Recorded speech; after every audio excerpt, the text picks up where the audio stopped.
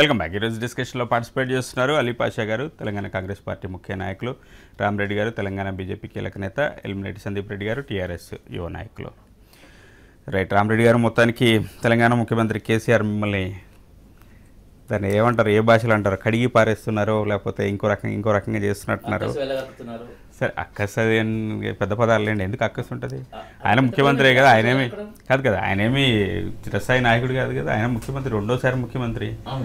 ఇప్పుడు బీజేపీ మీద అంత అక్కస్ వెళ్ళగక్కాల్సిన అవసరం ఆయనకే ఉంటుంది. కానీ మిమ్మల్ని ఏదో కడిగి పారేస్తున్నట్టు కనపడుతుంది. సిగ్గులేని పార్టీ బీజేపీ అని, అది దిగజారి మాట్లాడడం. ఒక ముఖ్యమంత్రి స్థాయిలో ఉండి సిగ్గు అనే పదం వాడడం కారణం లేకుండా ఏదైనా ఉంటే అందరూ. మోదీ గారు వ్యక్తిగతంగా విమర్శిస్తున్నారు ముఖ్యమంత్రులని, మోదీ స్థాయి తగ్గించుకొని వ్యవహారం చెప్పండి. వ్యక్తిగతంగా ఏమన్నారు?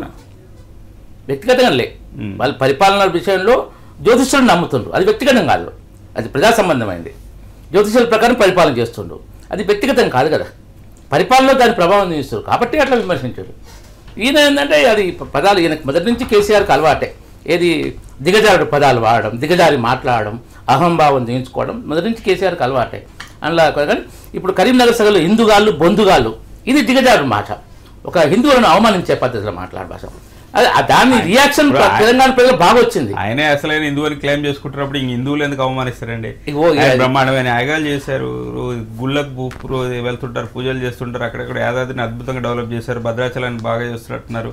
ఎందుకంటే హిందూ ఏంటి, ఏం చేయాలి? హిందూ అంటే పక్క వాళ్ళని ద్వేషించాలి, అట్లా కాదు కదా. ప్రభుత్వాలు ప్రజలను మతపరంగా ఎంకరేజ్ చేయకూడదు. మీరు మేము చేయట్లేదు, మతపరంగా మేము ఎంకరేజ్ చేయలేదు. మీరు పుట్టిందే మీ పార్టీ మతపరంగా పుట్టాం, మేము పుట్టలేదు, మతపరంగా పుట్టలేదు, దేశభక్తి పరంగా పుట్టినాం. మేము దేశభక్తి పరంగా పుట్టినాం. అవతలి వాళ్ళు మతపరంగా చేస్తుంటే అపీజ్మెంట్ పాలిటిక్స్ చేస్తుంటే దాన్ని ఎక్స్పోజ్ చేస్తున్నాం. మేము ఎక్కడైనా ఎక్స్పోజ్ చేస్తున్నాం, దాన్ని ఎత్తి చూపిస్తున్నాం. ఈ ఓటు బ్యాంక్ రాజకీయాలు, మేమంటే ఓటు బ్యాంక్, మమ్మల్ని ఎవరు ఓటు బ్యాంక్ రాజకీయాలు చేస్తున్నా అనరు, ఇవన్నీ ఓటు బ్యాంక్ రాజకీయాలు చేస్తున్నాం, వాటిని మేము విమర్శిస్తాం. అది మతపరమైంది. మేము ఎప్పుడు మతపరం చేస్తాం. సబ్కా సాత్ సబ్కా వికాస్. ఇప్పుడు చూడండి, ఇప్పుడు ఎగ్జాంపుల్, మంచి బెస్ట్ ఎగ్జాంపుల్, రామజన్మభూమిని గులగొట్టింది ఎవరండి? ఎవరు గులగొట్టారండి? పక్క పాకిస్తాన్ వాళ్ళు వచ్చి కొలగొట్టారా? కాదండి, పాకిస్తాన్ వాళ్ళు వచ్చి కొలగొట్టారా? బాబర్ యొక్క సైనాధిపతి గులగొట్టారు, రామజన్మ కూడగొట్టి మసీద్ కట్టించారు. మొన్న మీరు చేసింది బాబ్రీ మసీద్. అక్కడ ఏంటంటే ఈ కరసేవకులు వచ్చినప్పుడు, ఎవరు కరసేవకులు, ఎవరు వారికి నాయకత్వం వహించింది ఎవరు, ఈ దేశంలో ముందుకు నడిపించింది ఎవరు, రథయాత్రలు చేసింది ఎవరు? మీరు ఎట్లా చెప్తారండి? అదే విషయం మాట్లాడకపోతే మీరు చెప్తే వినండి. అయోధ్య గుడి తాళాలు దించింది ఎవరండి? ఎవరు దించారు? రాజీవ్ గాంధీ దించాడు. దానికి మార్చుట అయోధ్య ఏ చేయింది ఎవరండి? సయ్యద్ షాబుద్దీన్.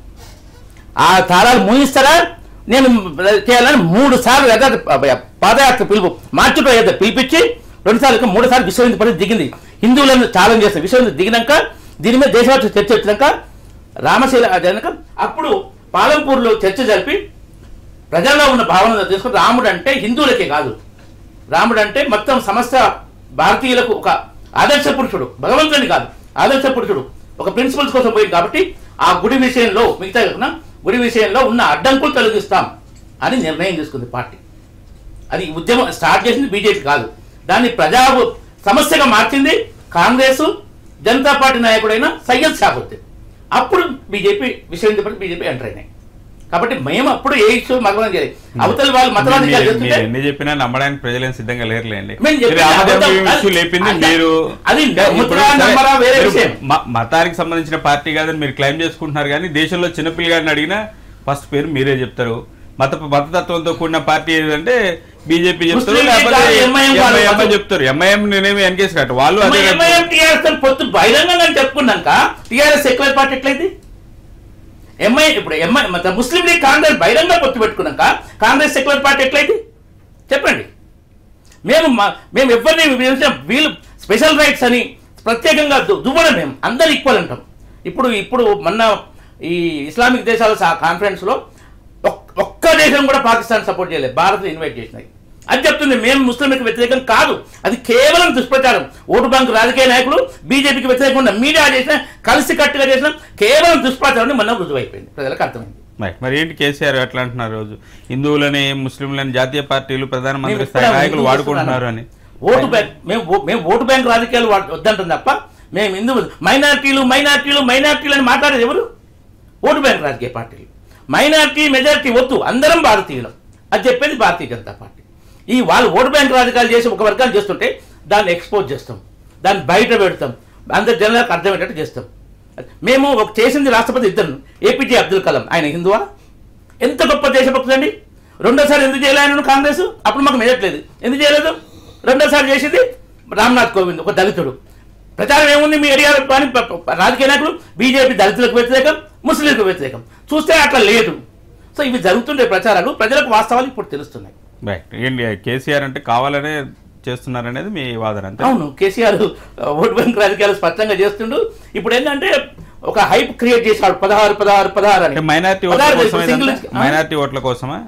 మేజర్ మైనారిటీ ఓట్లు వన్ సైడ్ పడాలి, కాంగ్రెస్ కు డైవర్ట్ అయితే అనే ఉద్దేశంతో మిమ్మల్ని టార్గెట్ చేస్తారు అనుకోవచ్చా? అది కొంత డౌట్ ఉంది.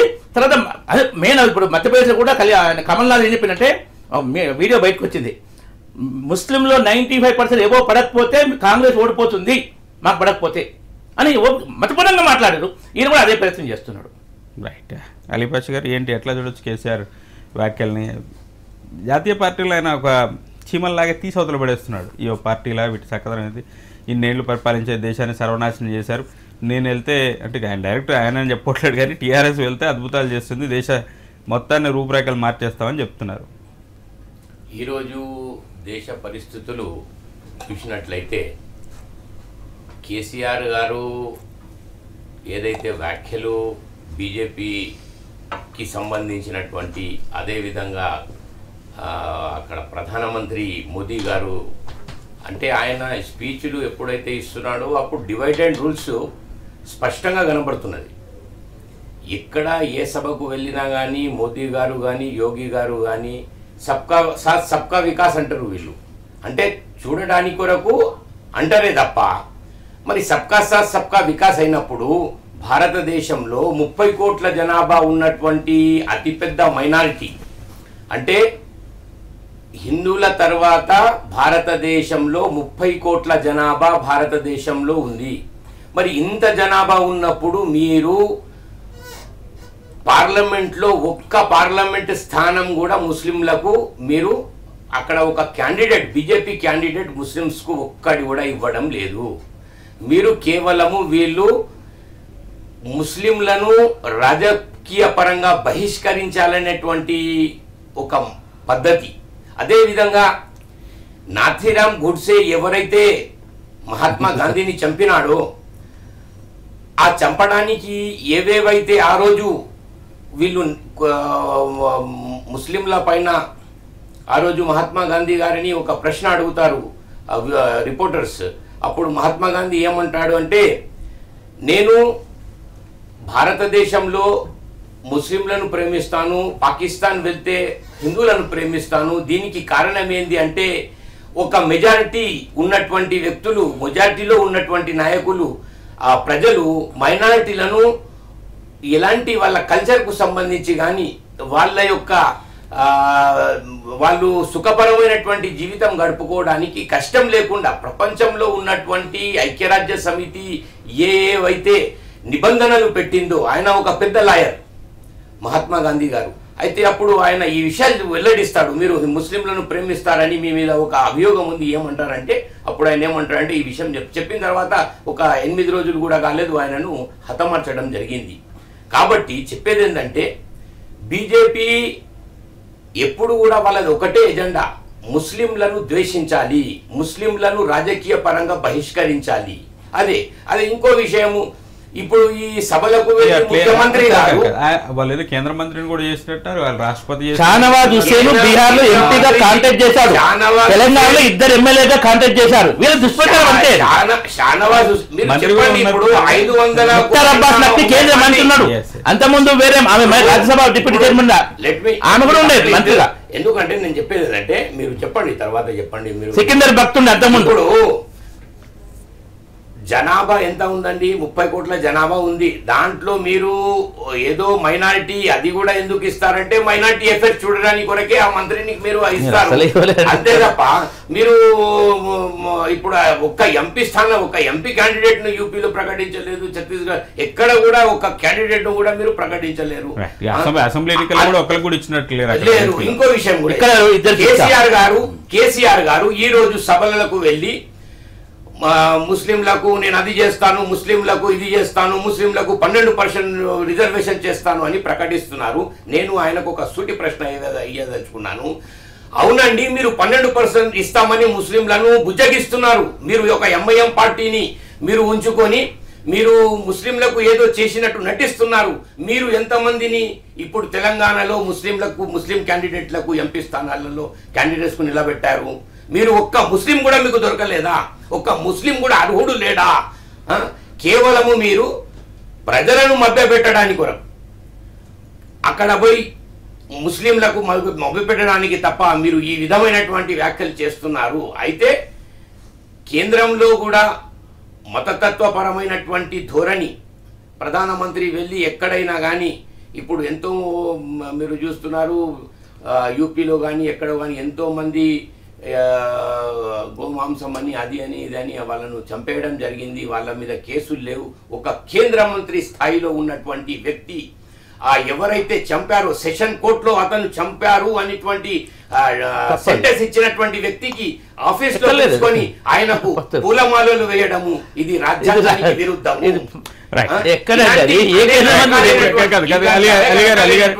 ఇప్పుడు ఆయన కేసీఆర్ గారు కాంగ్రెస్ పార్టీని వదిలేసినట్టున్నారు, పెద్దగా విమర్శించట్లేరు. ఒక బీజేపీనే టార్గెట్ చేస్తున్నారు. ఏంటి మైనారిటీ ఓట్ల కోసం చేస్తున్నారా, లేకపోతే మిమ్మల్ని అసలు లెక్కలు తీసుకోవట్లేదు? ఆయన ఎప్పుడు ఏమంటారో ఎవరికి తెలియదు. అతను వాతావరణానికి సంబంధించి అంటే ఆయన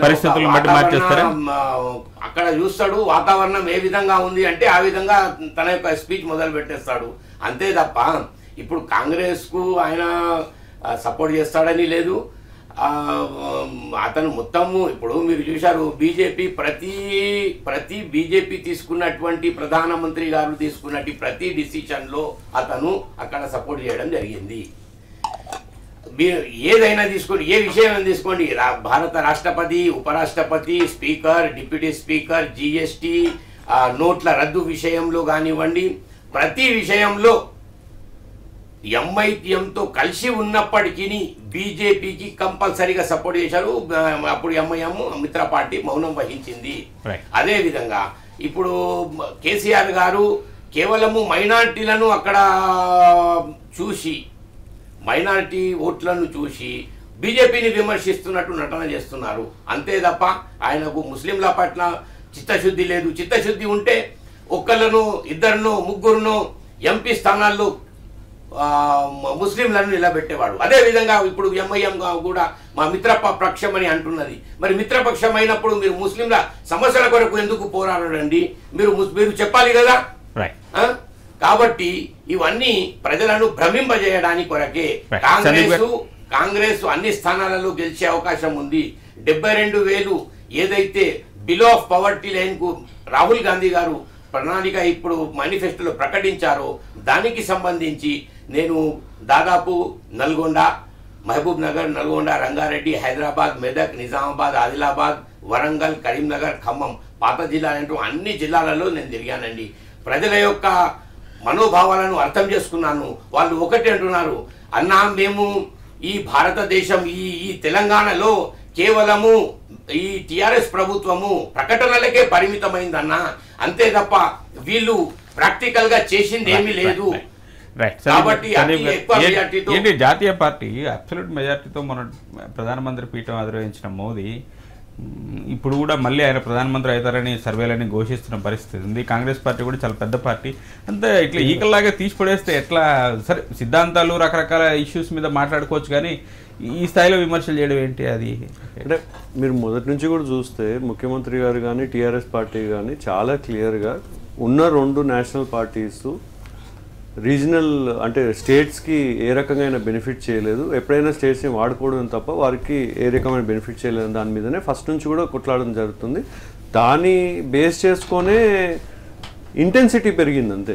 అటాక్ చేయడంలో ఇంటెన్సిటీ పెరిగింది. ఎలక్షన్ దగ్గరకు వచ్చిన కొద్దీ ప్రతి ఒక్కరిది ఇంటెన్సిటీ పెరుగుతుంది. ఒకానొక స్టేజ్లో ప్రధానమంత్రిగా ఉన్న మోడీ గారు గుజరాత్కి వెళ్ళి నన్ను చంపుతందుకు పాకిస్తాన్ సుపారీ ఇచ్చిందని కూడా మాట్లాడింది. అంటే అవన్నీ కంపేర్ చేసుకుంటే ఇది నథింగ్. ఇందాక రామరెడ్డి గారు చెప్పినట్టు కేసీఆర్ గారు మోడీని తిట్టుతుంది మతపరమైన ఏది ఓట్ బ్యాంక్ కోసం అని అంటే వారే పరోక్షంగా ఒప్పుకుంటున్నట్టే కదా. ఇప్పుడు బీజేపీని తిడితే మతపరమైన వస్తుందంటే మత పార్టీ అన్నట్టే కదా బీజేపీ పార్టీ. వారే దాన్ని ఒప్పుకుంటున్నారు, వారే దానికి అట్లా ప్రచారం జరుగుతుంది కాబట్టి అట్లే అలీ గారు అన్నట్టు ముస్లింస్కి ఏం చేయలేదంటే లాస్ట్ టైం క్యాబినెట్ లో ఉప ముఖ్యమంత్రి పదవి ఇచ్చిండ్రు, ఈసారి హోంమంత్రి పదవి ఇచ్చిండ్రు. వారితో పాటు సమానంగా ఫస్ట్ వారు ప్రమాణ స్వీకారం చేసినప్పుడు ఇద్దరే చేసినప్పుడు వారితో పాటు ఒక ముస్లిం మైనారిటీని వారితో పాటు ప్రమాణ స్వీకారం చేయించారు కదా. దాంట్లో ఇప్పుడు బీజేపీ పార్టీకి వచ్చినట్టయితే రామరెడ్డి గారు చెప్పినట్టు ముస్లింస్కి మేము ఇది చేసినాం అది చేసినాం అని చెప్తున్నారు. మీరు చెప్పగలుగుతారా ఏ రాష్ట్రంలోనైనా మీరు ఒక ముఖ్యమంత్రిని చేయగలుగుతారా ముస్లింస్ని బీజేపీ తరఫున ఆర్ఎస్ఎస్ తరఫున? అది సాధ్యం కాదు. బయటికి అలిగారు అన్నట్టు కరెక్టే వచ్చు, ఏదో బయటికి నేను ఫినిష్ చేయండి. అయితే అలిగారు అన్నట్టు ఒక నిమిషం అలిగారు చెప్పినట్టు బీజేపీ వాళ్ళు ఏదో చూపించేటందుకే ముస్లింస్ ని అక్కడ ఇక్కడ పెట్టి మేము మతపరమైన పార్టీ కాదు చూస్తారు, కానీ దేశమంతా తెలుసు బీజేపీ మతపరమైన పార్టీ అని అందరు తెలిసిన విషయం. కాదని నేను కాదని అనట్లే కదా.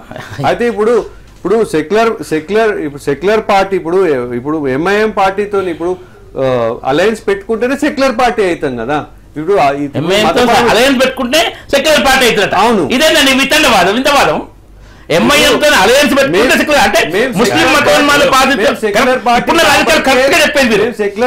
ముస్లిం మతోన్మాదంతో పొత్తు పెట్టుకుంటేనే సెక్యులర్. చెప్పేది అదే. మీకు అసదుద్దీన్ ఓవైసీ స్పీచ్ అనిపిస్తా ఏ కుత్తే హిందువులను అల్లా బాగా ఇంకో బాగానా ఇంత రెచ్చగొట్టే పార్టీ మీరు 5 ఏళ్ళు గవర్నమెంట్ ఉన్నారు. అసదుద్దీన్ గారి మీద మీరు ఎందుకు యాక్షన్ తీసుకోలేదు? 5 ఏళ్ళు గవర్నమెంట్ లో ఉన్నారు కదా. సెక్యులర్ పార్టీ కాబట్టికే ఇతర పార్టీలు కూడా మాతో అలయన్స్ పెట్టుకోవడం జరుగుతుంది తప్ప మీతో ఎందుకు పెట్టుకోరండి ముస్లిం పార్టీస్? మీరు సెక్యులర్ పార్టీ కాదు. ఇవన్నీ చర్చ మొదటి నుంచి ఉంది. సరే, ఎవరు మతత్వం ఎవరు సెక్యులర్ ఇవన్నీ రోజు జరిగే చర్చ. కానీ కేసీఆర్ గారు ఏంటి ఇప్పుడు అధ్వానమైన సీఎం అని సిగ్గులేని పార్టీ అని ఇట్లాంటి ఎందుకు తిరుగుతున్నారు? ఇప్పుడు సిద్ధాంతపరంగా మనం 100 మాట్లాడుకోవచ్చు కానీ ఎందుకు దూషణలు చేస్తున్నారు? మోడీ గారు పర్సనల్ గా మాట్లాడుతున్నారు. ప్రతి రాష్ట్రానికి ఏం మాట్లాడారు మోదీ గారు? ఇక్కడికి వచ్చి కేసీఆర్ ని సిగ్గులేని కేసీఆర్ టీఆర్ఎస్ పార్టీ రీచ్ అయిన పార్టీ ఇట్లా ఆయన ఏం అనట్లేదు కదా. మా ముఖ్యమంత్రి గారు మాట్లాడే విధానం అది కూడా అలానే మాట్లాడతారు కాదని అనట్లే కదా. సో మా ముఖ్యమంత్రి గారు స్థాయి బట్టి అంటే ప్రధానమంత్రి రాష్ట్ర స్థాయి దూషించుకోవడం ఒక రకం ఉంటది. ప్రధానమంత్రి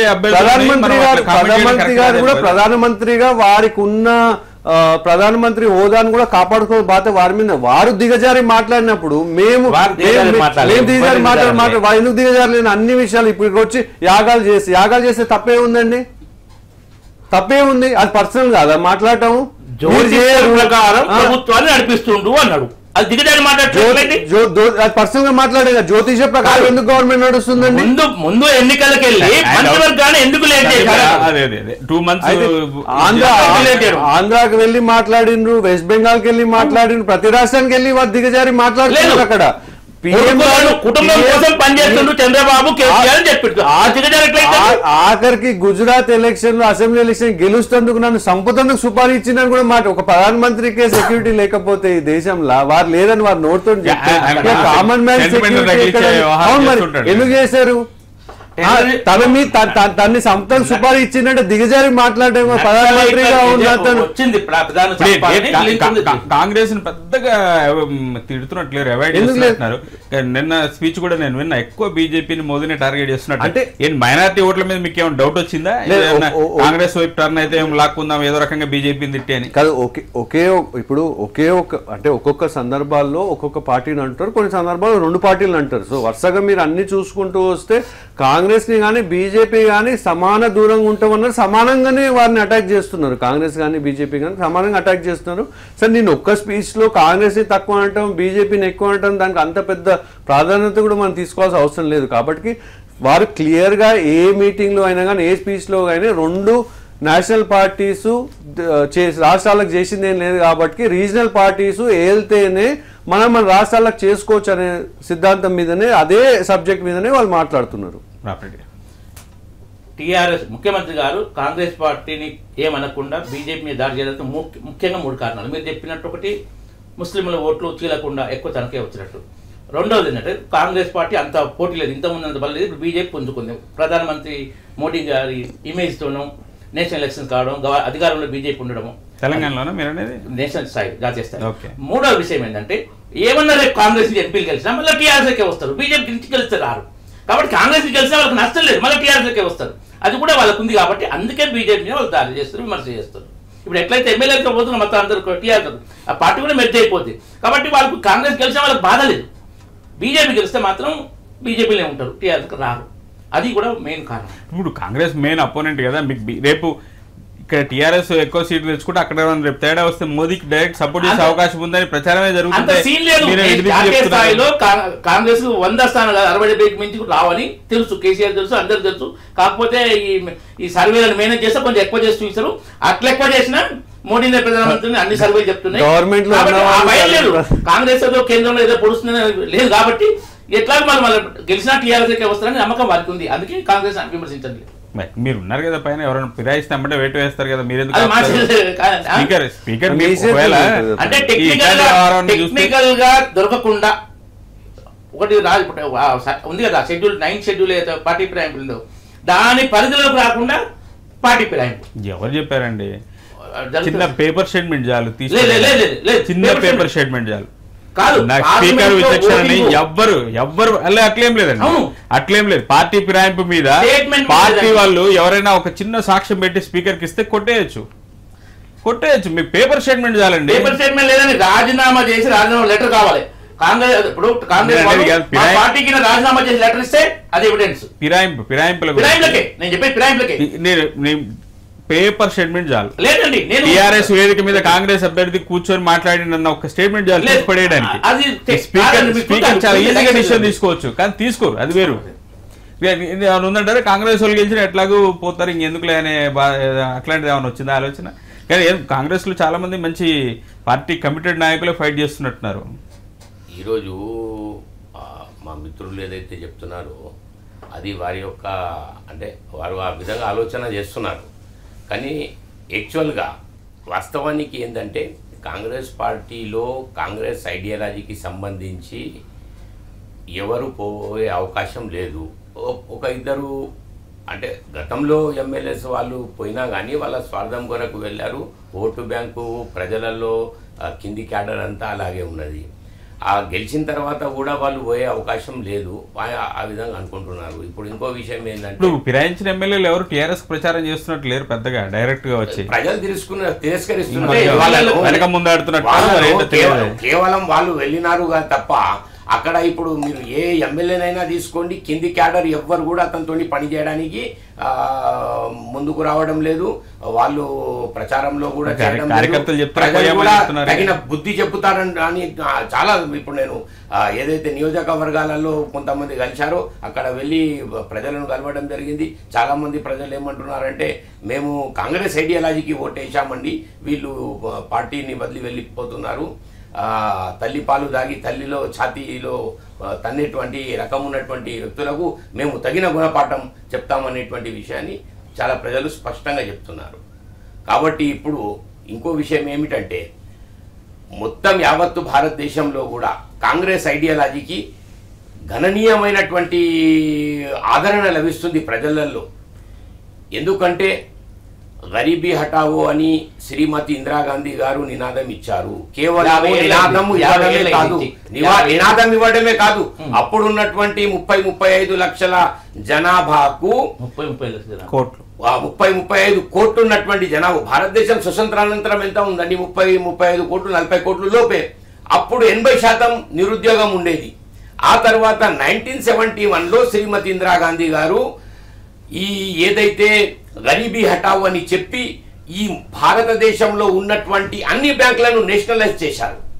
ఆ నేషనలైజ్ చేయడం మూలాన ఈ రోజు 130 కోట్లు ఉన్నటువంటి భారతదేశంలో 20% నిరుద్యోగ వ్యవస్థ ఉన్నది. 20 నుంచి 25% నిరుద్యోగ వ్యవస్థ ఉంది. ఆ రోజు ఆమె ఆ విధంగా చేశారు కాబట్టి ఈ రోజు నిరుద్యోగ వ్యవస్థ అయిపోయింది. కాబట్టి ఇలాంటి అనేక రకాలైనటువంటి కేవలము కాంగ్రెస్ కానీ బీజేపీ కానీ ప్రకటనలకే పరిమితం. ప్రజలు మాత్రం కాలే కడుపుకు గంజే పానకమై గంజి తాగి బతుకుతున్నటువంటి రోజులు ఉల్లెళ్లలో వెళ్ళి చూడండి ఎంత అద్మానకరమైనటువంటి పరిస్థితి ఉందో. కేవలము ప్రకటనలు చేసుకుంటూ కాలం వెళ్ళబుచ్చుతున్నారు. కరెక్టే పాషా గారు, మరి ఇన్ని రోజులు మీరే కదా పరిపాలించింది అనేది వాళ్ళ ప్రశ్న. పరిపాలన చేస్తే మీరు ఆలోచించండి, అప్పుడు ఉన్నటువంటి 40 కోట్ల జనాభాకు ఈ రోజున్న 130 కోట్లు, అప్పుడు మేము ఏవైతే ప్రణాళికలు చేపట్టామో, అప్పుడు ఏదైతే నేషనలైజ్ బ్యాంక్ చేసా, ప్రపంచంలో ఉన్నటువంటి వాషింగ్టన్ పోస్ట్ కానివ్వండి, బ్రిటిష్ బ్రాడ్కాస్టింగ్ కార్పొరేషన్ కానివ్వండి, వాళ్ళు ఈరోజు ఏదైతే ఎకనామికల్ గా శ్రీమతి ఇందిరాగాంధీ గారు కానివ్వండి, ఆ తర్వాత మన్మోహన్ సింగ్ గారు కానివ్వండి, వాళ్ళు చేసినటువంటి ఆర్థిక సంస్కరణ, మిశ్రమ ఆర్థిక వ్యవస్థ ప్రవేశపెట్టింది ఎవరండి? ఇవన్నీ చేయడం మూలాన ఈరోజు నిరుద్యోగ వ్యవస్థ తగ్గింది.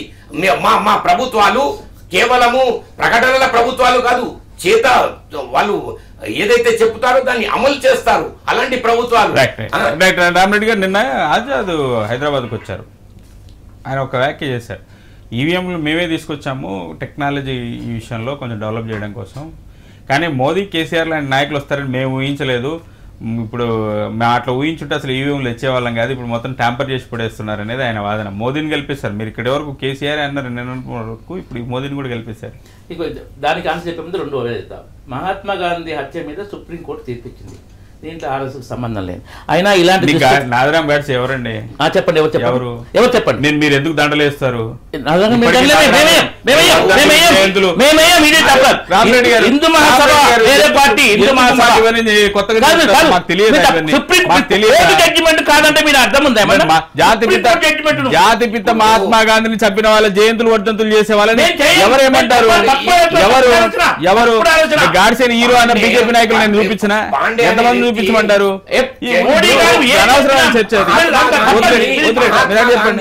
ఈ రోజు కూడా ఆయన విగ్రహాన్ని మీరు పిస్తోల్ తోటి కొట్టినటువంటి వ్యక్తిని ఆయనను గౌరవిస్తున్నారు.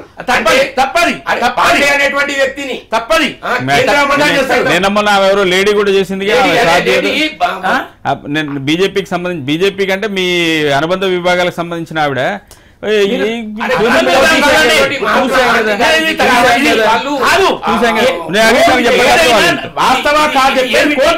మీ కోట్ల మాటలు నమ్మం మేము. కోర్టు మాటలు ఎందుకు నమ్మాలి? కాంగ్రెస్ విధానం అట్లా కాదు. కోర్టుల విషయం ఎందుకు నమ్మరు? మాకు న్యాయ వ్యవస్థ పైన పూర్తి నమ్మకం ఉన్నది. కోర్టు ఏమి తెప్పించింది? మహాత్మా గాంధీ హత్య మీద పాత్ర మీద ఐడియాలజీ ఏంటి నాకు చెప్పండి. ఐడియాలజీతో దేశభక్తి, భారత్ మాతా కీ జై, వందే మాతరం, ఇదే మా ఐడియాలజీ.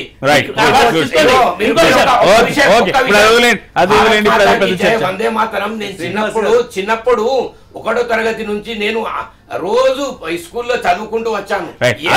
అందరూ భారత మాతకి జై అంటారు.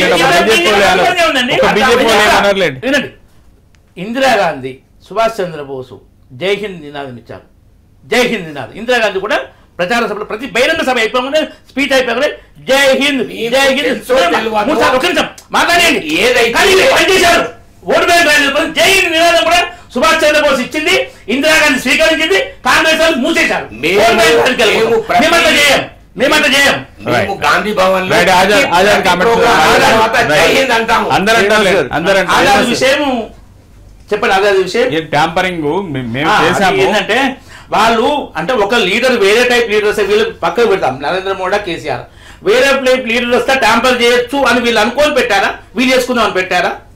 ట్యాంపరింగ్ అవకాశం లేదు. అసలు ఎవరు వచ్చినా డైరెక్ట్ చెప్పారు కదా, మిషన్ ట్యాంపరింగ్ అవకాశం లేదు. కానీ పోలైన ఓట్లకు గమ్మత్ ఏంటంటే తర్వాత ఓపెన్ చేయబోయారు. వికారాబాద్ లేదో కలెక్టర్ మిషన్ ఓపెన్ చేయబోయడం, దాన్ని దుర్వినియోగం. పోలైన ఓట్లకు ఏది మన ఏజెన్సీ వీళ్ళంతా రికార్డ్ చేసింది ఆఫీసర్స్ కూడా. తర్వాత మిషన్ లో ఉన్న ఓట్లకు తేడా ఉంది 31 అసెంబ్లీ కాన్స్టిట్యూన్స్ లో. ఇది దుర్వినియోగం టెక్నికల్ గా ప్రూవ్ అవుతుంది. తెలియకుండా చీటింగ్ చేసేది మేమైతే నమ్మట్లేదు. ఎలక్ట్రానిక్ ఓటింగ్ మిషన్ ఈవీఎంస్ లో తెలియకుండా చీటింగ్ చేయొచ్చని మేము నమ్మట్లేదు. దానికి సిస్టమ్ పెట్టారు. మరి ఏంటి ఎట్లా వచ్చింది తేడా? ఏది ఇప్పుడు 1000 ఓట్లు పోలైతే 1200 చూపించడం, 1200 పోలైతే 1000 చూపించడం, అంటే ఈ లెక్కలన్నీ గ్యాంబ్లింగ్ లా కనపడుతున్నాయి కదా. గ్యాంబ్లింగ్ కాదు, కొన్ని దిక్కుల ఏజెంట్లను కొనేసి సీల్ చేయకుండా వాళ్ళు వెళ్ళినాక అదే మిషన్ లో ఓట్లు యాడ్ చేయడం జరిగింది. ఏజెంట్లను కొనేసి 31 అసెంబ్లీలో ఈ తేడా వచ్చింది. అది 6000-7000 లోపల అంత తేడా. కానీ దాంతో గెలుపు పూర్తిగా నిర్ణయం కానీ 2-3 కొన్ని కాన్స్టిట్యూన్సీ ఎఫెక్ట్ అయింది. అది కూడా ప్రజాస్వామ్యాన్ని కూని చేయడమే. అది ఎందుకంటే ఏజెంట్లను కొనేసి చేస్తున్నారు. ఈవీఎం మిషన్ ట్యాంపర్ అయితే కావంటారు. ట్యాంపర్ కావట్లేదు, మేము రావటం. రైట్. సందీప్ రెడ్డి గారు, ఏంటి ఆజాద్ వ్యాఖ్య? మోదీ కేసీఆర్ లాంటి నాయకులు వస్తారని మేము ఊహించలేదు, లేకపోతే అసలు ఈవీఎంలు పెట్టేవాళ్ళమే కాదు అనే మాట చెప్పారు ఆయన. ఇప్పుడు ఈవీఎం ఆజాద్ లాంటి ఆయన సర్టిఫై చేయడం అంటే కొంచెం, ఇప్పుడు తెచ్చింది వాళ్ళే కదా, వాళ్ళే తెచ్చినప్పుడు మరి వాళ్ళే తెచ్చినప్పుడు ఇవి ట్యాంపరింగ్ చేయరాదు అనే ఉద్దేశంతోనే వారు అప్పుడు అందరికీ డౌట్స్ ఉండే. ఇప్పుడు ఎలక్ట్రానిక్ మిషన్స్ వచ్చినప్పుడు ట్యాంపరింగ్ అయితే అనో లేకుంటే ఏదో చేస్తారనో ఇంకేదో చేస్తారనే డౌట్స్ అప్పుడు అన్ని పార్టీలు కూడా, కాంగ్రెస్ తీసుకొచ్చినప్పుడు అన్ని పార్టీలు కూడా దాని మీద వ్యక్తం చేసినప్పుడు దీనికి ట్యాంపరింగ్ ఆస్కారమే లేదన్నారు. గతంలో మీరు ఎప్పుడు పలు సందర్భాల్లో దీని గురించి డిస్కషన్ ఉన్నప్పుడల్లా ఎలక్షన్ కమిషన్ ఆఫ్ ఇండియా కూడా క్లియర్గా దేశం ముందుకు వచ్చి చెప్తున్నారు ట్యాంపరింగ్ చేసే ఉద్దేశం లేదని. చేసే ఉద్దేశం ఉండదు, చేసే అవకాశం లేదని. అయితే ఇప్పుడు ఉన్న విషయం మీరు నిజంగా చూస్తే ఈవీఎం మిషన్స్ ఏవైతే ఉన్నాయో అవి అన్ని ఫిజికల్ కనెక్టెడ్ మిషన్స్. మీకు వైర్లెస్ టెక్నాలజీ లేదు దానిలో. మీకు వైర్లెస్గా దాన్ని ఏది మనం ఇప్పుడు మనకు ఫోన్లో ఇట్లా వైర్లెస్ టెక్నాలజీ ఉంటుంది, బ్లూటూత్ కానీ వైఫై కానీ అట్లాంటివి ఉంటే మీరు వైర్లెస్గా దాన్ని ఏదన్నా చేంజెస్ చేయొచ్చు దాంట్లో. అదేనండి, ఆ చిప్పునే చేయడం అంటే మీరు ఫిజికల్గా కనెక్ట్ చేసి చేయాలి ప్రతి ఈవీఎం మిషన్. మీరు ప్రతి అసెంబ్లీ కాన్స్టిట్యున్సీలో అప్రాక్సిమేట్ లో 300 ఈవీఎం మిషన్స్ ఉంటాయి. మీరు క్రమ సంఖ్య అనేది కూడా Congress first, BJP second, TRS third అనేది కాదు కదా, పేరు బట్టి మారుతూ ఉంటుంది. దాంట్లో ఒకటి ఫస్ట్ ఉంటుంది, ఇంకో దాంట్లో ఇంకోటి ఫస్ట్ ఉంటుంది. కాబట్టి మీరు ఒకవేళ చేయాలంటే ప్రతి అసెంబ్లీ కాన్స్టిట్యున్సీకి సంబంధించి ప్రతి ఈవీఎం మిషన్ ఫిజికల్గా కనెక్ట్ చేసి చిప్లో చేంజెస్ చేయాలి. అది ఎంత సాధ్యం అది మీరు ఆలోచన చేయాల్సి. ఎందుకంటే మనకు ఈ సీరియల్ నెంబర్, ఈ సంఖ్య అనేది ఏర్పడేది ఆఫ్టర్ విత్డ్రాల్స్ తర్వాత కదా మనకు వచ్చేది ఎగ్జాక్ట్ పోలింగ్ షీటు. అదొక పాయింట్. రెండోది, ఒక ఎలక్షన్లు అయిపోయిన తర్వాత చేయాలని ఇవన్నీ స్ట్రాంగ్ రూమ్లోకి పోతే 300 మిషన్లు ఫిజికల్ కనెక్ట్ చేసి ప్రోగ్రామ్ రన్ చేయాలని ఎంత టైం పడుతుంది? నిజంగా చేయగలుగుతారా? ఇప్పుడు అంత భద్రత ఉన్న దాంట్లో కూడా ఎవరైనా పోయి చేయగలుగుతారా అనేది కూడా మనం ఆలోచన చేయాలి. కాబట్టి ఇప్పుడు మనకు స్లిప్స్ కూడా వచ్చినాయి. మీకు ఇది అవి కౌంట్ చేస్తే తేడా ఇప్పుడు సుప్రీంకోర్టు ఇప్పుడు ఎవరైనా అబ్జెక్షన్ పెడితే 300 ఈవీఎంలు ఉంటే ఆల్మోస్ట్ ఒకటి చేస్తాము, ర్యాండమ్ గా మీ ఇష్టం వచ్చిన సెలెక్ట్ చేసుకోండి అంటున్నారు. సుప్రీంకోర్టు కాదు కదా ఇప్పుడు ఏమంటున్నారు, కనీసం 50% లెక్క పెట్టమని అడుగుతున్నారు. అవును, సుప్రీంకోర్టులో కేసు నడుస్తూ ఉంది. సుప్రీంకోర్టు కూడా మొన్న ఈ ఎలక్షన్ కమిషన్ కి మీరు వాళ్ళకు డేట్ సెట్ చేసి ఆ డేట్ లో మీరు ఎంత చేస్తారో, ఎంతవరకు కౌంటింగ్ చేస్తారో చెప్పండి, లేదంటే మమ్మల్ని ఆర్డర్ ఇవ్వమంటారా అని కూడా అన్నారు. దాని మీద నడుస్తుంది. ఇవాళ కూడా మీరు చూస్తే పేపర్లో వచ్చింది 21 పార్టీస్ 50% 6 days 50% లెక్కించాలంటే 6 days పడుతుందని వారు ఇచ్చారు. సో 6 days అయినా నష్టమేం లేదు, 50% లెక్కించాలని 21 పార్టీ సైన్ చేసి ఇచ్చినాయి. కాబట్టి ఇప్పుడు సుప్రీంకోర్టులో కేసు నడుస్తుంది. సుప్రీంకోర్టు ఆర్డర్ ఇస్తే 100% కౌంటింగ్ చేయమంటారా, 50% చేయమంటారా, 20% చేయమంటారా సుప్రీంకోర్టుకు ఆధారపడి ఉన్నది. కాబట్టి సుప్రీంకోర్టు ఆర్డర్ని అందరు గౌరవిస్తారు, కానీ కౌంటింగ్ డౌట్ ఉన్న దగ్గర కౌంటింగ్ చేయాల్సిందే. మాన్యువల్ గా తప్పు జరగవచ్చు కానీ మిషన్ పరంగా తప్పు జరగడానికి వీలు ఉండదు. అదే అంటున్నా 100%. కానీ చాలా నియోజకవర్గాల్లో చూసాం మనం తెలంగాణ అసెంబ్లీ ఎన్నికల్లో. ఒక్కొక్క నియోజకవర్గంలో 200 ఓట్లు 250 ఓట్లు ఒక బూత్లో 150 ఓట్లు ఎక్కువ రావడమో తక్కువ రావడమో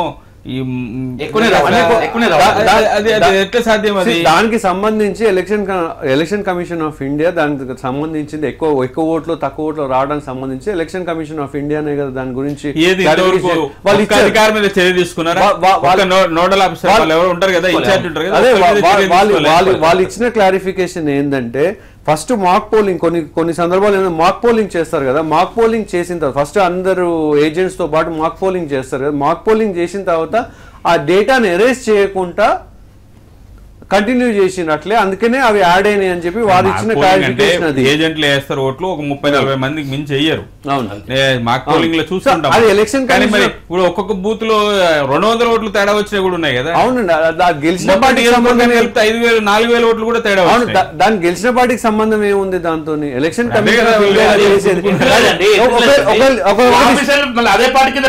అంటే ఓకే ఓకే, అంటే ఇప్పుడు బీజేపీ అనేది ఏంటి, వాళ్ళు రూలింగ్ లో సెంటర్ లో ఉన్నారు కాబట్టి వాళ్ళు కూడా అదే మేనేజ్ చేసి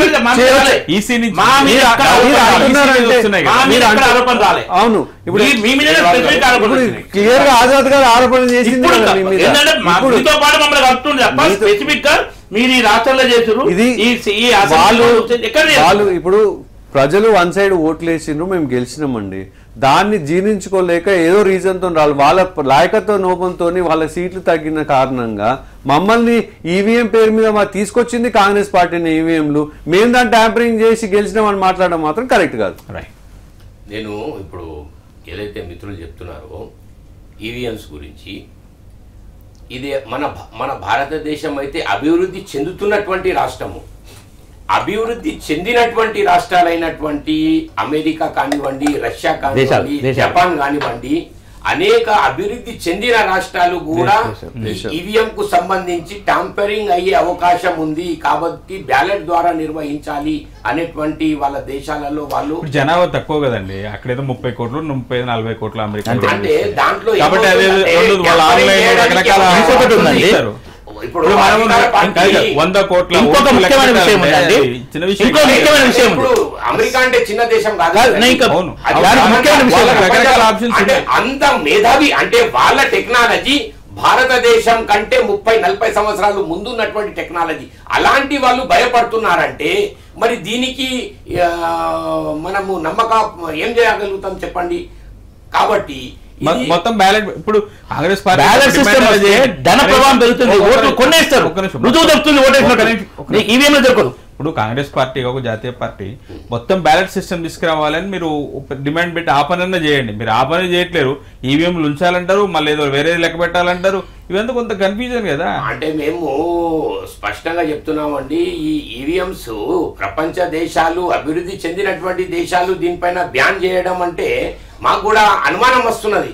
కాబట్టి ఇప్పుడు మొన్న మీరు ప్రవేశించినప్పుడు మీకు ఇప్పుడు మూడు ఎలక్షన్స్ ఎమ్మెల్సీ ఎలక్షన్స్ లో చూశారు, బ్యాలెట్ ద్వారా జరిగాయి. దాంట్లో కాంగ్రెస్ పార్టీకి సంబంధించినటువంటి మహాకూటమి నేతలు అందులో విజయం సాధించారు. అయితే చెప్పేది ఏంటంటే బ్యాలెట్ అనేటువంటిది ఏదైతే మనము అభివృద్ధి చెందిన దేశాలలో ఉంది కాబట్టి అదే సిస్టమ్ని పెట్టుకుంటే బాగుంటుంది. ఆ తర్వాత ఇప్పుడు యూపీలో చూడండి, మొన్న జరిగినటువంటి ఎలక్షన్స్ లో, అంతకుముందు జరిగిన అనేక రకాలైనటువంటి భారతదేశంలో వివిధ ప్రాంతాలలో ప్రజలు ఓటర్లు అక్కడికి వెళ్ళడము, అక్కడ వివిప్యాట్స్ కానీ అదే విధంగా ఈవీఎంస్ కానీ పని చేయకపోవడము, వాళ్ళను పంపేయడము, మళ్ళీ తెల్లారి రమ్మనడము, కొంతమంది రావడము, కొంతమంది రీ ఎలక్షన్స్ లో రాకపోవడము, ఇలాంటి అనేక లోపాలు ఉన్నాయి.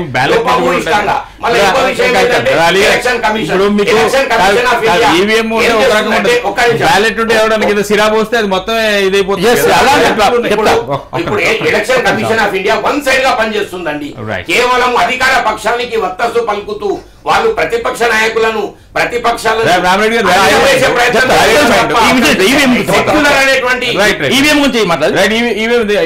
చెప్పారు కదా వ్యాలిడ్ పాయింట్ వారు చెప్పింది. ఈసీ పనితీరు మీద ఇప్పటికీ విమర్శలు వస్తున్నాయి. మమతా బెనర్జీ నిన్న తీవ్ర స్థాయిలో మాట్లాడినట్టున్నారు. ఇంకొక కీలకమైన విషయము, మధ్యప్రదేశ్ సీఎం కమల్నాథ్ బంధువులు అందరి మీద ఐటీ దాడులు. ఇప్పుడు ఏంటంటే ఇప్పుడు సబ్జెక్టు ఎలక్షన్స్, ఇంత కీలకమైన సమయంలో ఐటీ దాడులు ఇవన్నీ చేస్తున్నారంటే దాని అర్థం ఏంటి? కోట్లలో డబ్బు దొరికింది కదండి, దొరికింది ఎక్కడ? అవును, ఇంకా వివరాలు ఇంకా రాలేదు. బీజేపీ నాయకులకు ఇన్ఫర్మేషన్ వచ్చిందండి, ఇంకా పూర్తి స్థాయిలో వచ్చినట్టు ఈటీవీ న్యూస్ పెద్ద కోట్లలో నగదు పట్టివేత వచ్చింది. దాంట్లో స్పెసిఫిక్ నెంబర్ ఐటీ వాళ్ళు ఎవరు అధికారికంగా అనౌన్స్ చేసినట్లు చూడాలి. ఇది ఏంటి అసలు? ఇంకొక 20 రోజుల్లో ఎలక్షన్, మీరు ఒక ముఖ్యమంత్రికి సంబంధించి మొత్తం దాడులు జరిపితే OSD దాన్ని ఏమనాలి? మీరు టార్గెట్ చేశారని అనుకోవడానికి ఏం అవకాశం లేదంటారా? ఐటీ డిపార్ట్మెంట్ కి ఎక్కడ ఇన్ఫర్మేషన్ వస్తే అక్కడ వాళ్ళు దాడి చేయాలి. బీజేపీ వాళ్ళకి ఏం ఇన్ఫర్మేషన్ రావట్లేదు. బీజేపీ నాయకుల మీద, కాంగ్రెస్ నాయకుల మీద,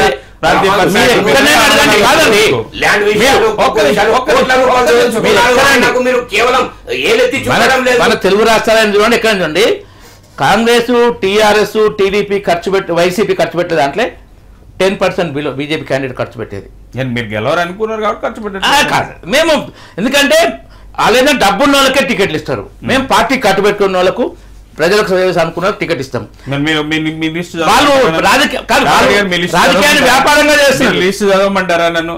మీరు సగం మందిని బయట నుంచి వచ్చిన వాళ్ళు తీసుకొని మీరు ఏదో చెప్తారు. సగం మంది కాదు, మీరు ఇద్దరు ముగ్గురు బయట నుంచి ఉన్నారు, ఆర్థికంగా బలంగా ఉన్నారు, అలాంటి కొద్ది ఉన్నాయి. కానీ ఇప్పుడు మీకు చెప్పాలంటే నేను చెప్తా 80% అంటే మిడిల్ క్లాస్ అరౌండ్ ఉన్న వాళ్ళే ఉన్నారు అలా. కాబట్టి ఈ ధన ప్రభావం నీ కంట్రోల్ చేయడం, ఎలక్షన్ లో ధన ప్రభావం లేకుండా చేయకపోతే ఐటీ దాడులు జరుగుతున్నాయి. ఇప్పుడు రాజకీయ వేధింపు లేదు కాదంటారు. ఇప్పుడు మీ అమిత్ షా బంధువుల ఇండ్ల మీద ఎప్పుడు దాడులు జరగవు, లేకపోతే ఇంకొక దాడులు జరగవు. మీరు కాంగ్రెస్ వాళ్ళు ఎందుకు ఇదవుతున్నారు? డిఎంకే వాళ్ళు, ఈ పార్టీ వాళ్ళు ఎందుకు ఇదవుతున్నారు? మా పార్టీ సిస్టమ్ లో కూడా 2000 ఆ పైనది ఆన్లైన్లే డొనేషన్ తీసుకుంటున్నాం. వీళ్ళు ఇంతవరకు అలాంటి ప్రిన్సిపలే పెట్టుకోలే. మనం ఒక ఎన్నికల వ్యవస్థను ప్రక్షాళన చేయాలంటే మనం వైట్ మనిషి సిద్ధంలో పోవాలి. పార్టీ సిద్ధ పెట్టుకున్నాం 2000 అంతకంటే ఇవ్వండి.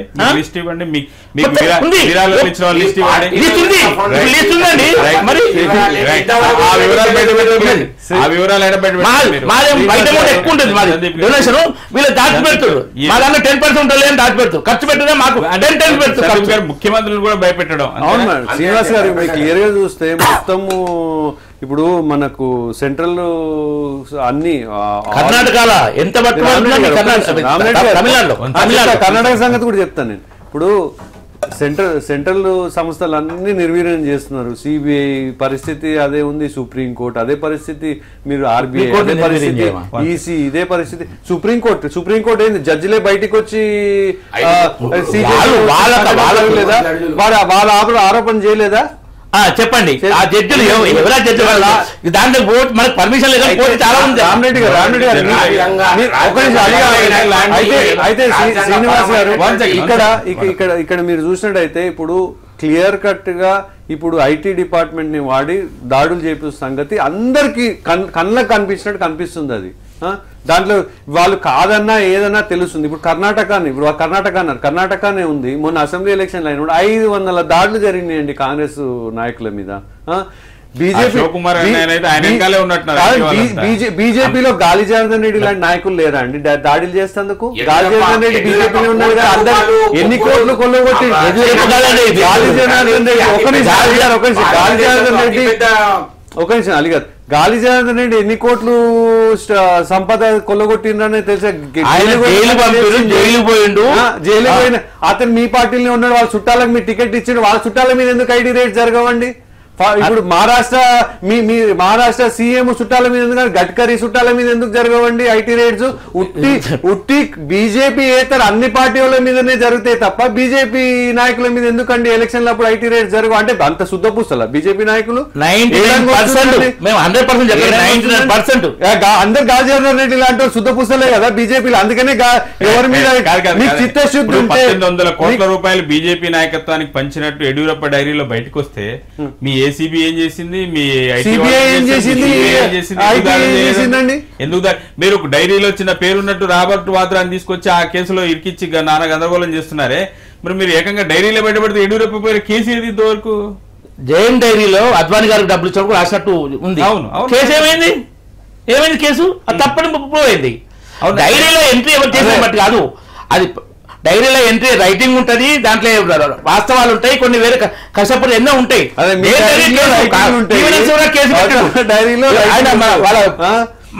గ్వాలియర్ విజయరాజ సింధియా కొడుకు మనోహర సింధియా కూడా కేసు పెట్టాడు. సో ఇట్లాంటి డైరీలు ఏ ఒక్కటి ప్రూవ్ కాలే, డైరీ పరంగా పోయినా ఏ ఒక్కటి ప్రూవ్ కాలే. ఇలాంటి మస్తు ఆరోపణలు వస్తాయి. ఇప్పుడు రావట్ వాద్రా ఏంటండి, మీరు అదే కదా మరి మీరు ఆయన డిఎల్ఎఫ్ తో కుంభకోణాలు ఎన్ని లేవు. అవును, ఆయన పేరుందనే కదా మీరు ఆయన తన డబ్బు లేకుండా అహ్మద్ పటేల్ ఏం చేశారు, పటేల్ అని రాస్తే మిస్సెస్ గాంధీ అని రాస్తే కూడా మీరు డైరీలో పేరుంది మిస్సెస్ గాంధీ కూడా 100 కోట్లు ఇచ్చారంటే మీరు గొడవ చేస్తున్నారా లేదా? మిస్సెస్ మేనకా గాంధీ కూడా కావచ్చు కదా. అదే చెప్తున్నారు. కాదు, విమర్శలు చేయడం వేరు, దాడులు చేయడం వేరు. ఆ డౌట్ కూడా అదే. మీరు యడ్యూరప్ప మీద అంత పెద్ద ఆరోపణలు వస్తే మీ విభాగాలు ఎందుకు స్పందించలేదు అనేది నా ప్రశ్న. ఇప్పుడు మిసెస్ గాంధీ పేరుంటే పోయి గాంధీ వాళ్ళ మీద దాడి చేసిరా? మీ కేసులు నడుస్తున్నాయి కదా, కేసు పెట్టడం రోజు అట్లా కేసు గవర్నర్ పోలీసులు పెట్టకున్నా ఎవరికి ఏదైనా డౌట్ ఉంటే ప్రైవేట్ వ్యక్తి కూడా కోర్టు ద్వారా కేసు పెట్టొచ్చు, ఎవరైనా పెట్టొచ్చు. ఎందుకు పెట్టట్లేదు? రాజకీయం చేస్తే తప్ప కేసులు పెట్టట్లేదు. 2014 ఎలక్షన్స్ లో మోడీ గారి క్యాంపెయిన్ జైలు పంపిస్తానే క్యాంపెయిన్ చేసింది కదండి హర్యానాలో. అనేక రకాలైనటువంటి స్కామ్స్ లో బీజేపీ స్కామ్ చేయకండి, స్కామ్ కేసు మీరు కాంగ్రెస్ కాదు, స్కామ్ కేసు. రాఫెల్ స్కామ్ కాకుంటే సుప్రీం కోర్టు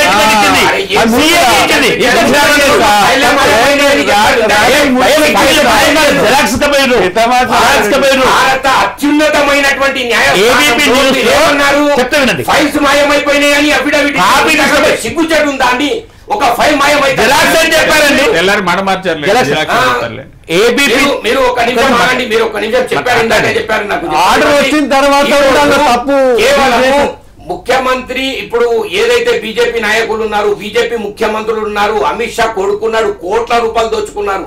అదే లలిత్ మోదీ లాంటి కోట్ల రూపాయలు దోచుకొని వాళ్ళు వెళ్ళిపోయారు. ఎలాంటి మీరు నల్లధనాన్ని పట్టుకోలేదు, ఎలాంటి మీ బీజేపీ నాయకుల మీద కేసులు ఏమీ వేయలేదు. మీరు ఏం చేస్తున్నారు?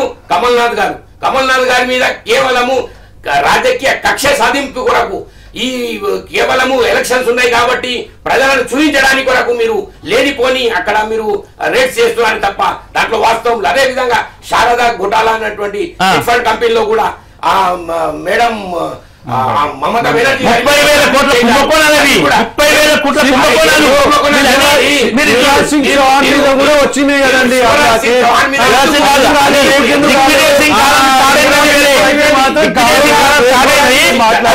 డిపార్ట్మెంట్ ఎంక్వైరీ చేశారు, ఎక్కడ కాలేదు. మీరు ముఖ్యమంత్రుల మీద ఎవరెవరి మీద అయితే ఎన్నెన్ని కోట్ల రూపాయల దోచుకపోయారు వాళ్ళంతా మొత్తం లిస్ట్ ఉంది. చెప్పండి. ఇప్పుడు రమణ్ సింగ్ గారు మాజీ ముఖ్యమంత్రి, ఆయన కూడా కోట్ల రూపాయల ఆరోపణలు వచ్చినట్టున్నాయిగా మొన్న. ఆయన మీద ఆరోపణలు నేతే వినలేదు. గాలి జనార్దన్ రెడ్డితో సహా బీజేపీలో ఉన్న వాళ్ళందరూ గాలి జనార్దన్ రెడ్డి గల్ల వ్యవహారం ఆరోపణలు కేసులు నడుస్తున్నాయి. నేను గాలి జనార్దన్ సమర్థించట్లేదు, చుట్టాలకు సమర్థించకపోతే. ఇప్పుడు కుంభకోణాలు కేరా పట్ల ఒక విషయం ఈసీ కూడా నిన్న కామెంట్ చేసింది, ఒక సమయం ఉండాలి, ఆర్థిక శాఖకు కూడా ఏదో స్పష్టం చేసినట్టు మాకు చెప్పకుండా మీరు ఐటీ దాడులకు వెళ్ళొద్దు అని. అంటే వాళ్ళకు కూడా అర్థమవుతుంది ఇక్కడ కొంత పొలిటికల్ గా ఏదో మోటివేషన్ ఉన్నది దీని వెనకాల.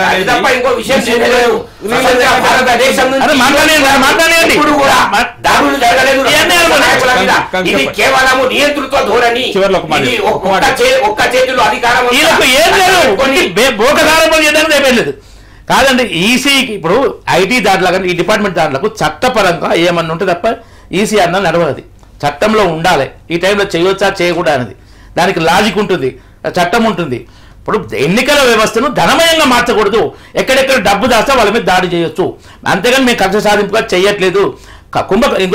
దీని విషయం రాఫెల్ విషయంలో మొన్న ఏబీపీ న్యూస్ ఛానల్లో ప్రధానమంత్రి ఇంటర్వ్యూ తీసుకుంటే మీరు రాఫెల్ విషయం ఇప్పుడు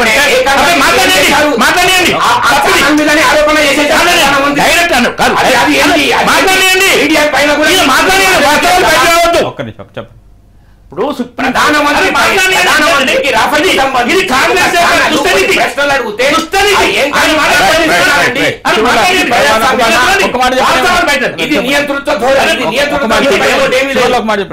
సుప్రీంకోర్టు జడ్జిమెంట్ ఇచ్చింది, ఆ సిఏడి రిపోర్ట్ ఇచ్చింది, పార్లమెంట్ లో అన్ని ఆరోపణలు రుజువులతో పెట్టినాము, అయినా ప్రధానమంత్రి అడుగుతున్నట్టు జేపీసీ ఎందుకు వేయలేదు? మీకు అంత నమ్మకం ఉంటే ఒక్క కేసులో ఇది న్యాయ శాఖ రక్షణ విషయంలో చేస్తుందండి. మన భారతదేశ చరిత్రలో మీరు వేయండి. ఈ న్యాయం జరిగింది. మీరు వేయండి. రాజకీయం కోసం చూద్దాం. రకరకాల ఆరోపణలు విమర్శలు అయితే చేస్తున్నారు. కొంత పొలిటికల్ మోటివ్ తోనే వ్యవస్థలు పనిచేస్తున్నట్టు అర్థమవుతుంది. చూద్దాం ఏం జరుగుతుందో. రైట్, సమయం లేదు. థ్యాంక్ యూ వెరీ మచ్ అండి డిస్కషన్ లో పార్టిసిపేట్ చేసినందుకు.